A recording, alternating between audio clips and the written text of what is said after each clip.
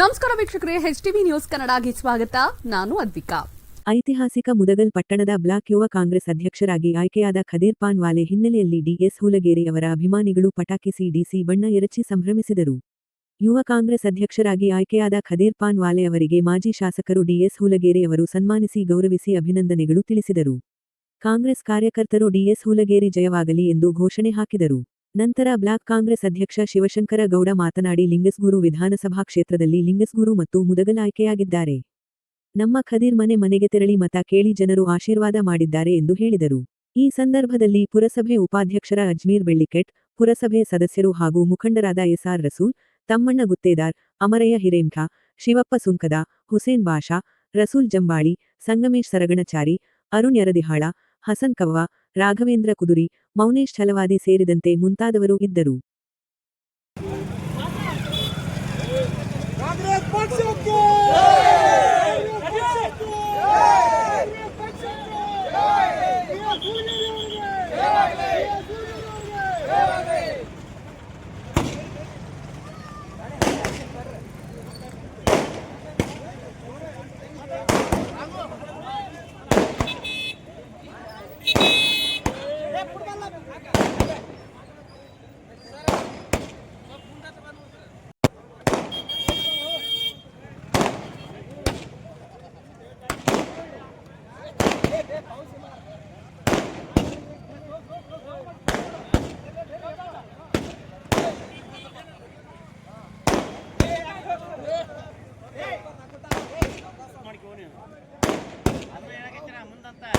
ಪಟಾಕಿ ಶಬ್ದ ಬರ್ತದೆ.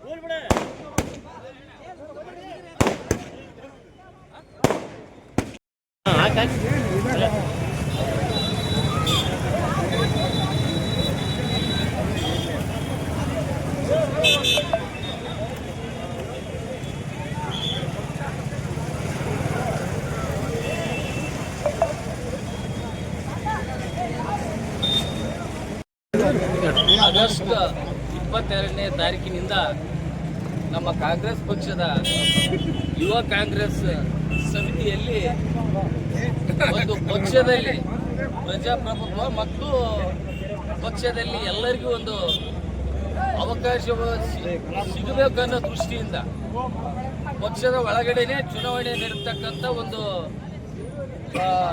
ಕಾರ್ಯಕ್ರಮವನ್ನ ಸನ್ಮಾನ್ಯ ಶ್ರೀ ನಮ್ಮ ಯುವ ನಾಯಕರಾದಂಥ ರಾಹುಲ್ ಗಾಂಧಿ ಅವರು ನಡೆಸಿದರು. ಈ ಒಂದು ನಿಟ್ಟಿನಲ್ಲಿ ಕರ್ನಾಟಕ ರಾಜ್ಯದಲ್ಲಿ ಪ್ರದೇಶ ಯುವ ಕಾಂಗ್ರೆಸ್ ಸಮಿತಿಗೆ ಮತ್ತು ಜಿಲ್ಲಾ ಕಾಂಗ್ರೆಸ್ ಸಮಿತಿ ಅಧ್ಯಕ್ಷರುಗಳು ಮತ್ತು ವಿಧಾನಸಭಾ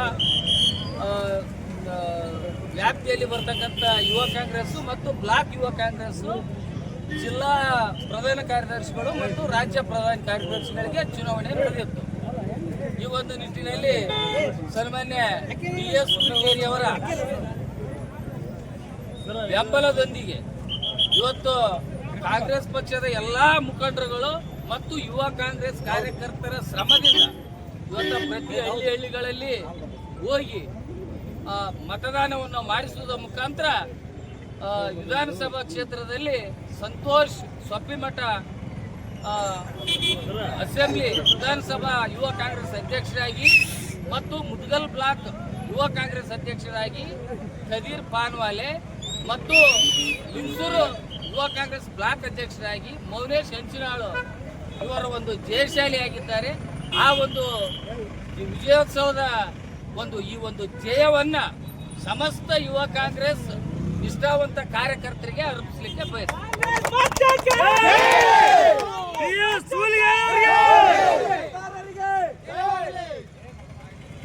ಆಗಿತ್ತು ಇವತ್ತಿನ HTV ನ್ಯೂಸ್ ಕನ್ನಡ. ರಾಯಚೂರು ಜಿಲ್ಲೆ ಲಿಂಗಸೂಗೂರು ತಾಲೂಕು.